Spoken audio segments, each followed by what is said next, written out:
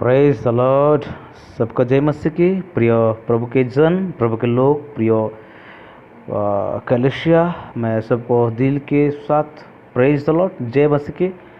प्रभु को धन्यवाद हो कि परमेश्वर हमने आज भी फिर से मौका दिया उसके वचन पर जाने के लिए, सुनने के लिए। इसलिए मैं प्रभु को धन्यवाद करता हूँ। हमने लगातार प्रभु के वचन पर हम सुनते जा रहे हैं कि स्वर्ग में जाने का तैयारी का। तो हमने एक टॉपिक में लगातार हम सुनते जा रहे हैं स्वर्ग में जाने के लिए। मेरे प्रिय भाई और बहनों, मैं कहना चाहता हूँ आपको और मुझे स्वर्ग में जाना बहुत इंपॉर्टेंस है। इसलिए मैं लगातार मैं आपको वचन के माध्यम से कहते आ रहा हूँ कि हमको बहुत इंपॉर्टेंस है आपको और मुझे स्वर्ग में जाना। हमको दुनिया का चीज़ मिले या ना मिले, लेकिन हमको स्वर्ग का राज मिलना चाहिए। इसलिए हमको बार बार यीशु मसीह ने बाइबल में हमको सजेशन आइडिया देते रहा है कि स्वर्ग में जाने के लिए हमको आइडिया सजेशन बार बार दे रहे हैं यीशु मसीह ने। हमने देखा था कि फर्स्ट पॉइंट हमने देखा था पार्ट 1 में कि यीशु ने कहा स्वर्ग में जाने के लिए एक वचन बताया कि मन फिराओ क्योंकि स्वर्ग का राज निकट है। इसका मतलब है, हमने पार्ट 1 में देखा था स्वर्ग में जाने के लिए फर्स्ट पॉइंट मन परिवर्तन करना होगा। इस मैसेज को आपको सुने थे।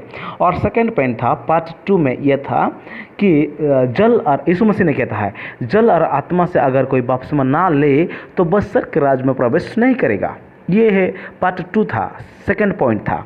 तो हमने थर्ड पॉइंट हमने देखा था कि यीशु मसीह एक बालक को खड़ा करके बताया अगर कोई एक बालक की तरह ना बने तो वो स्वर्ग के राज्य में प्रवेश नहीं करेगा। इसका मतलब हमने पार्ट 3 में देखा था कि हमको स्वर्ग में जाना है तो एक बालक की तरह अपने आप को छोटा करना चाहिए, एक बालक की तरह हमको बनना चाहिए। इसलिए यीशु मसीह हमको लगातार बहुत सुंदर वचन के माध्यम से हमको बात करते रहे, आइडिया सजेशन देता रहा ताकि आप और मैं स्वर्ग में जा सके। हमको बार बार रास्ता दिखा रहा है यीशु मसीह ने। तो इसलिए हम आज भी देखेंगे पार्ट 4 चौथा पॉइंट हम देखेंगे आज।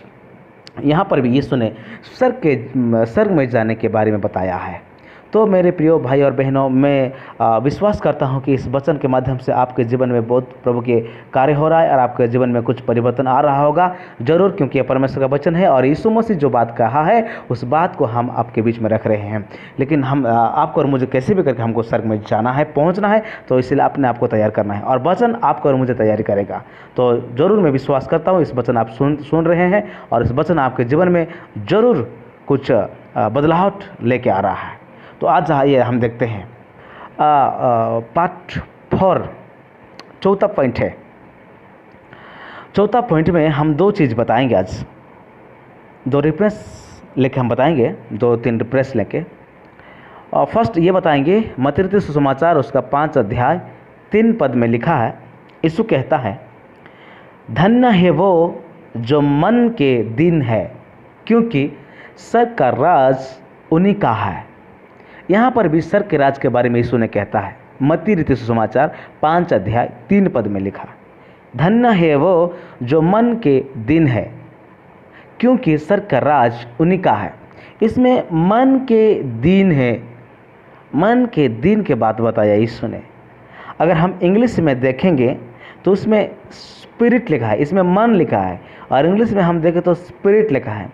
Blessed are the poor in spirit for there is the kingdom of heaven. Blessed are the poor in spirit, for there is the kingdom of heaven. इसमें लिखा है स्पिरिट, इसका मतलब आत्मा में दिन। हमको आत्मा में दिन होना चाहिए। हिंदी में मन के दिन में लिखा है, लेकिन इंग्लिश बाइबल में आत्मा स्पिरिट लिखा है। तो इसका मतलब आत्मा में हमको दिन होना चाहिए, आत्मा में हमको नम्र होना चाहिए, दिन होना चाहिए, और प्रभु के लिए, प्रभु के वचन के लिए हमको भूखा और प्यासा होना चाहिए। एक दिन व्यक्ति, आत्मा के दिन व्यक्ति, वो आत्मिक चीज़ों को वो ढूंढता है, आत्मिक चीज़ों के लिए वो भूखा प्यासा रहता है। जैसे शारीरिक दिन के लोग शरीर का आवश्यकता को वो ढूंढता है। जो शरीर के लिए जो चाहिए, शरीर के लिए कपड़ा, खाना, मकान, पहनना, ये सब ज़रूरत है। तो शरीर का दिन, इसका मतलब जो शरीर के लिए जो ज़रूरत है, शरीर में जो दिन है, इसका मतलब शरीर का आवश्यकता चीज़ को वो ढूंढता है, वो प्यासा होता है, भूखा होता है। तो इसी तरह आत्मा में दिन, इसका मतलब आत्मा में दिन, इसका मतलब आत्मा का जो ज़रूरत है उस चीज़ों को लेकर जो भूखा और जो प्यासा है वह धन्य है। क्योंकि आत्मिक में जो दिन है वो आत्मिक चीज़ों को ही ढूंढेगा, वो आत्मिक चीज़ों के लिए भूखा और प्यासा होगा। आत्मिक चीज़ों में क्या है? वचन ज़रूरत है, प्रार्थना ज़रूरत है, अभिषेक ज़रूरत है, धार्मिकता ज़रूरत है, नम्रता ज़रूरत है, प्रभु के सारे स्वभाव ज़रूरत है। इस तरह आत्मा का जो ज़रूरत है, बड़ी इंपॉर्टेंट, प्रार्थना, वचन, ये सारे चीज़, अभिषेक, प्रभु के सामर्थ, प्रभु के वचन का प्रकाशन, इस चीज़ सारे आत्मा का चीज़ है, आत्मा के लिए आवश्यकता है। और आत्मा में जो दिन है सारे आत्मिक चीज़ों को वो ढूंढेगा, वो भूखा प्यासा होगा। इसलिए जो आत्मिक चीज़ों के लिए जो भूखा और प्यासा है, प्रार्थना वचन के लिए, वह धन्य, क्योंकि स्वर्ग का राज उन्हीं का है। आज तो लोग सांसारिक चीज़ों को, सांसारिक चीज़ के लिए भूखा और प्यासा है। चावल, रोटी, दाल, कपड़ा, मकान, पैसा, आज लोग इस चीज़ों के लिए भूखा और प्यासा है। आत्मिक चीज़ों के लिए जो भूखा और प्यासा है वह धन्य है, बोल के बाइबल कहता है, यीशु मसीह कहा, क्योंकि स्वर्ग का राज उन्हीं का है। मेरे प्रिय भाई और बहनों, मैं आपको कहना चाहता हूँ कि अगर आत्मा में दिन होगे, भूखा और प्यासा, प्रार्थना वचन के लिए, आत्मिक चीज़ों के लिए, तो आप धन्य है, क्योंकि स्वर्ग का राज आपका है। बाइबल साफ साफ कहता है, धन्य है वो जो आत्मा में दिन है, क्योंकि स्वर्ग का राज उन्हीं का है। Blessed are the poor in spirit, for there is his the kingdom of heaven. हम दूसरा रेफरेंस देखेंगे, वही मत्ती सुसमाचार 5:10 में ये लिखा है, धन्य है वो जो धार्मिकता के कारण सताया जाते हैं, क्योंकि स्वर्ग का राज उन्हीं का है। इसमें भी लिखा है स्वर्ग का राज उन्हीं का है। धन्य है वो जो धार्मिकता के कारण सताया जाते हैं, क्योंकि स्वर्ग का राज उन्हीं का है। मेरे प्रिय भाई और बहनों, मैं कहना चाहता हूँ, आज जो व्यक्ति धार्मिकता के लिए सताया जाते हैं, प्रभु के नाम से, जिसको तड़ना आता है, जिसको सताया आता है, सताया जाते हैं, वह धन्य है, क्योंकि प्रभु का नाम के लिए वह दुख सह रहा है, कष्ट उठा रहा है। उसको कहता है यीशु मसीह धन्य। ये मत्ती सुसमाचार 5:10 में लिखा है। यीशु के नाम से, यीशु ने साफ साफ कह दिया, मेरे नाम से तुमको सताया होगा, सताएंगे, मेरे नाम से तुमको तड़ना आएगा। इसलिए यीशु का पीछे जब हम चलेंगे तो यीशु के नाम से हमको सताव आएगा, हमको तड़ना आएगा, ये यीशु ने कहता है। और जिसको यीशु के नाम से तड़ना आ रहा है, सताव आ रहा है, वो व्यक्ति धन्य है। आप मत घबराइए, आप मत डरिए, आप मत चिंता कीजिए, क्यों मैं यीशु के पीछे जब से जा रहा हूँ, मुझे तड़ना आ रहा है, सताव आ रहा है, कष्ट आ रहा है, दुख आ रहा है। आप मत चिंता करो, आप रोना नहीं, आप मत डरिए, क्योंकि स्वर्ग का राज आप ही का है। इस बाइबल साफ साफ कहता है, धन्य है वो जो धार्मिकता के कारण सताया जाए, क्योंकि स्वर्ग का राज उन्हीं का है। आप चिंता मत करो, स्वर्ग का राज आपका है, आप स्वर्ग के राज में प्रवेश करेंगे। अगर आप यीशु के कारण, यीशु के नाम के लिए अगर आपको सताव आ रहा है, कोई क्लेश आ रहा है, दुख आ रहा है, परिस्थिति आ रहा है, प्रॉब्लम आ रहा है, कोई आपको तड़ना कर रहे हैं या कुछ कष्ट आ रहा है, तो आप चिंता मत करो, प्रभु धन्यवाद दो, क्योंकि स्वर्ग का राज आपका है। यस, ये बाइबल कहता है साफ साफ। यीशु ने कहता है जगत में तुम्हारा लिए क्लेश है। इसका मतलब जब तक हम दुनिया में हैं, यीशु के नाम से हमको क्लेश आएगा, कष्ट आएगा, सताव आएगा। और बाइबल कहता है एक दिन यीशु ने अपने चेलों से कहा, यदि कोई मेरे पीछे आना चाहे तो अपने आप को इनकार करे और अपना क्रूस उठाए और मेरे पीछे आए। इसका मतलब यीशु ने कहता है जो मेरे पीछे आना चाहता है वो अपने आप को इनकार करके वो अपना क्रूस उठाए और मेरे पीछे आए। इसका मतलब यीशु कहता है जो व्यक्ति मेरा पीछे आता है, जो व्यक्ति मेरी बात को मानकर चलता है, जो मेरे पीछे आता है, तो उसको क्रूस उठाकर चलना पड़ता है। इसका मतलब कष्ट उठाकर, दुख उठाकर, क्लेश उठा के, परिस्थिति, सताव, ताड़ना, ये सारे परिस्थितियों को होकर जाना, गुजरना पड़ता है। क्योंकि इसीलिए देखो, और वचन एक बहुत सुंदर वचन लिखा है। ये तो लिखा है अपने आप को इनकार करके क्रूस उठाकर चलो बोल के। ये तो मत्ती रचित सुसमाचार 16 अध्याय 24 पद में लिखा है। इसमें ने कहता है अगर कोई मेरा पीछे आए तो वो अपना क्रूस को उठाए। अगर हम ताड़ना, कष्ट, क्लेश, सताव होकर हम गुजर रहे हैं तो आप चिंता मत कीजिए, क्योंकि स्वर्ग का राज्य आपका है मेरे भाई और बहनों।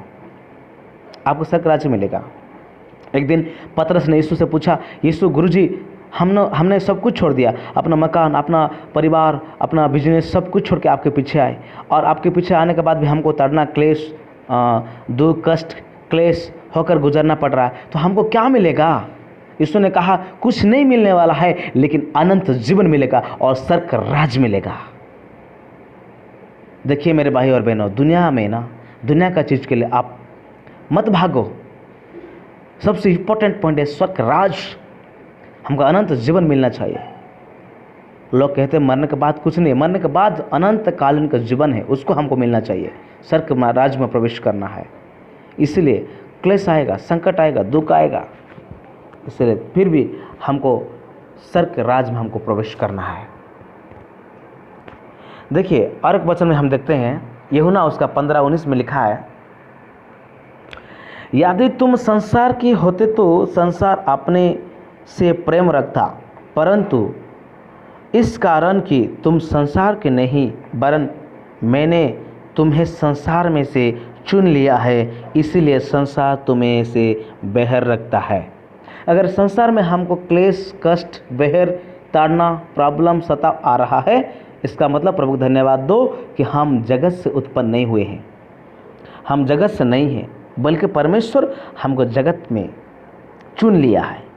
हम स्वर्ग से आए हैं, स्वर्ग से परमेश्वर भेजा है और हम स्वर्ग में चले जाएंगे।